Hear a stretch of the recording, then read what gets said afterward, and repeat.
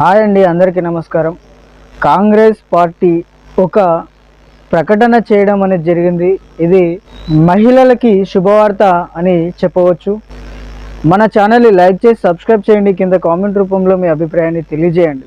లోక్సభ ఎన్నికలు సంభవిస్తున్నటువంటి సందర్భంలో కాంగ్రెస్ పార్టీ తమ యొక్క మేనిఫెస్టోని ప్రజల ముందుకు తీసుకొని రావడం అనేది జరిగింది.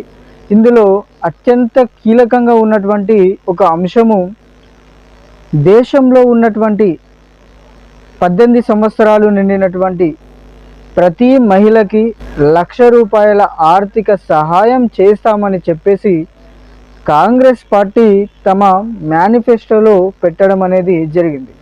అయితే ఇది ఎంతవరకు సాధ్యమవుతుంది? తెలంగాణలో మహాలక్ష్మి పథకం కింద ₹2,500 ఇస్తామని చెప్పేసి నెలకి అధికారంలోకి రావడం అనేది జరిగింది.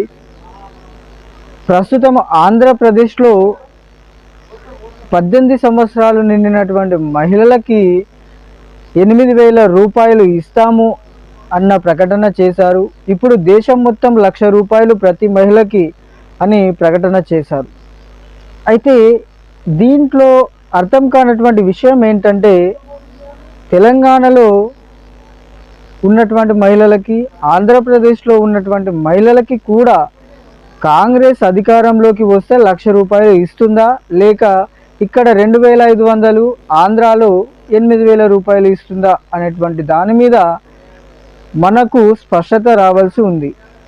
ఎట్టకేలకు చూసినట్టయితే తెలంగాణలో ఇచ్చినటువంటి హామీలు కానీ, ఆంధ్రాలో ఇస్తున్నటువంటి హామీలు కానీ, దేశంలో ఇస్తున్నటువంటి హామీలను మనం చూసుకున్నట్టయితే కాంగ్రెస్ పార్టీ అధికారంలోకి రావడానికి మాత్రమే ఈ హామీలను ఇస్తుంది అన్నటువంటి దాంట్లో ఎలాంటి సందేహం అనేటువంటిది లేదు.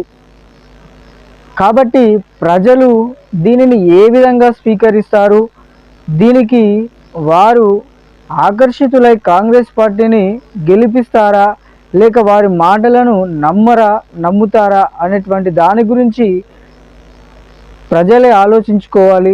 అయితే ఖచ్చితంగా కాంగ్రెస్ పార్టీ ₹1,00,000 ఇస్తే మాత్రము మహిళలకి ఇది ఖచ్చితంగా ఒక శుభవార్త కావడం అనేది జరుగుతుంది.